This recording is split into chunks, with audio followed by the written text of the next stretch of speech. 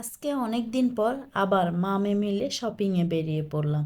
অনেক দিন ধরে ভাবছি শপিংয়ে যাবো যাবো করে সময় পাচ্ছিলাম না, যাওয়া হয়ে ওঠেনি। তো আজকে ফাইনালি বেরিয়ে পড়লাম শপিংয়ে। মেয়ে বলছিল কিছু ড্রেস নিবে আর আমি একটা শাড়ি নেব ভেবেছি। এই শাড়ির দোকানটা থেকে আমরা প্রায় শাড়ি কিনে থাকি। তো অনেক বড় একটা দোকান, এখানে প্রচুর শাড়ি আছে, খুবই সুন্দর সুন্দর, হাই থেকে লো রেঞ্জ সবই আছে এখানে। তো যাই হোক, এখানে কিছু শাড়ি দেখছিলাম। তারপর এখান থেকে আমি এই ইয়েলো কালারের শাড়িটা নিয়ে নিলাম।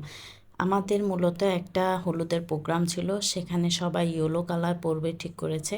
তো এই শাড়িগুলির ভিতর থেকে আমার এবং আমার মেয়ের এই ইয়েলো কালার শাড়িটাই পছন্দ হয়েছে। পরে এই ইয়েলো কালার শাড়িটা নিয়ে নিলাম। আর শপিংয়ে এসেছি, কিছু খাবো না, এটা কি হতে পারে? তো মেয়ে বলল আম্মু সুইট কর্নটা খাবো। আমার মেয়ের বরাবরই মার্কেটে আসলে এই সুইট কর্নটা খাবেই, তার ভীষণ পছন্দ এই সুইট কর্নটা। আমার অবশ্য অতটা ভালো লাগে না। তো মেয়ে বলছিল, সেজন্য বললাম নাও, তুমি যেহেতু খাবে। এই স্টলটার মধ্যে শুধু সুইট কর্নে বিক্রি করতেছিল। তো এসে দেখি প্রচণ্ড ভিড়, অনেকজন সিরিয়ালে দাঁড়িয়ে আছে, অর্ডার করেছে। পরে আমরাও অর্ডার করলাম। এরপর ভাই প্রচণ্ড তাড়াহুড়া করে বানাচ্ছিল সুইট কর্নটা।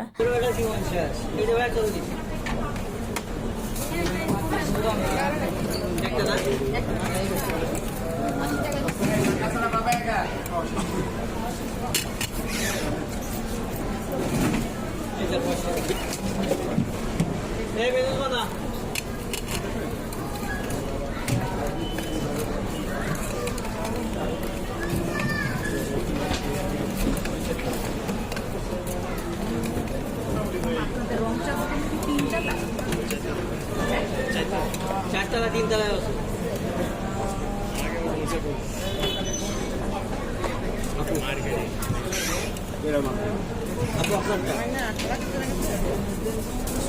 টাকা দিছ? টাকা দিয়ে হয়েছে?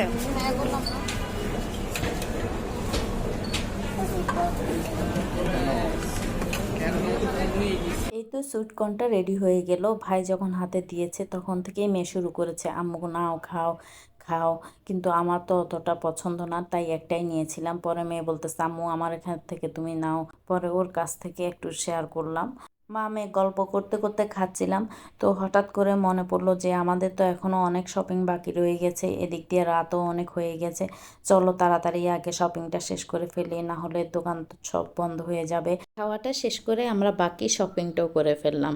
এবার বাড়ি যাওয়ার পালা। আবার কথা হবে নতুন কোনো ভিডিওতে। সে পর্যন্ত সবাই ভালো থাকবেন। আল্লাহ হাফেজ।